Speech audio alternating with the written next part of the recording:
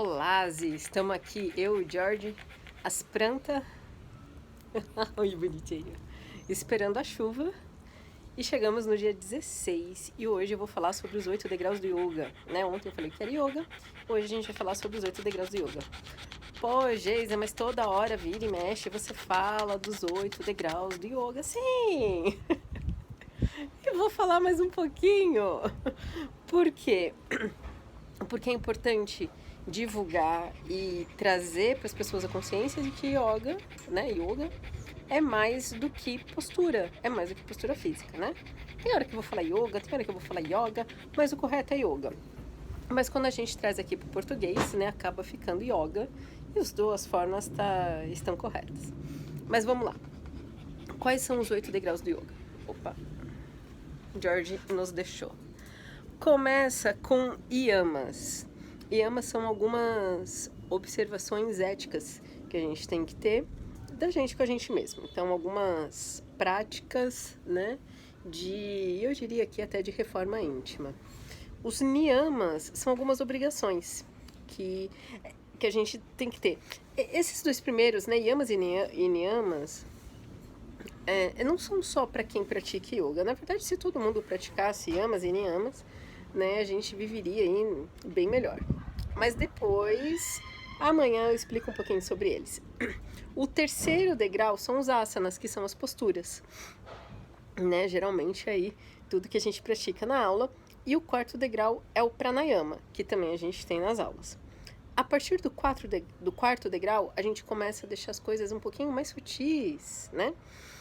Quando a gente foca no pranayama e faz o pranayama por um bom tempo, a gente entra no estado de pratyahara. No pratyahara, é como se a gente fechasse os sentidos para o mundo lá fora e a gente focasse no nosso interior. Então é quando a gente não percebe os sons, pessoas passando, é como se não existisse mais nada lá fora. Então esse é o estado de pratyahara. Depois a gente entra, né, quando esse pratyahara anda um pouquinho mais, a gente entra no estado de dharana, que é concentração. Quando aprofunda no dharana, a gente entra em dhyana, que é meditação. Por isso que quando a gente fala assim, vou fazer uma meditação guiada, né? A gente usa o nome meditação para facilitar o entendimento, mas não existe meditação guiada, porque para meditação é algo totalmente seu, interno. E assim como parar um pouquinho e respirar, você também não entrou num estado meditativo, né? Isso é algo muito mais a fundo que talvez, sei lá, eu falo por mim, talvez eu não experimente nessa vida.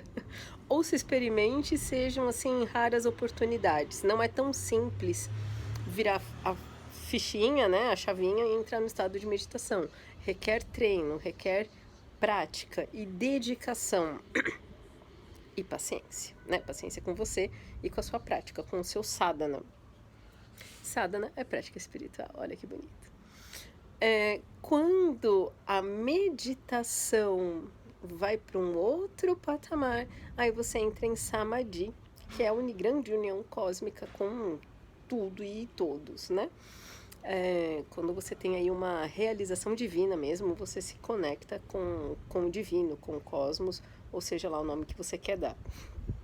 O samadhi, ele também tem algumas etapas, né? Mas a gente não vai entrar no samadhi aqui. Talvez também não nessa vida. Então, os 8 degraus, eles são interessantes, né? Que não é à toa que se chama degraus, porque realmente te prepara para o próximo. Mas começa com a reforma íntima. Porque se você não preparar a sua moral, o seu espírito, você até pode fazer uma boa prática física, uma boa prática de pranayama, mas você não vai chegar nos últimos degraus. Porque o seu ser tem que estar refinado. Você tem que se refinar. Não adianta, né? Você fala assim, não, agora, sei lá, eu vou ser uma nova pessoa, vou ser um homem de Deus, uma mulher de Deus, e não fazer uma reforma íntima, realmente rever os seus valores e atitudes. Tá bom? Palavras da salvação. Amém. Amanhã a gente vai descobrir o que é esse tal de ama, que é o que começa toda reforma que a gente pode ter aí na nossa vida. Beijo pra vocês.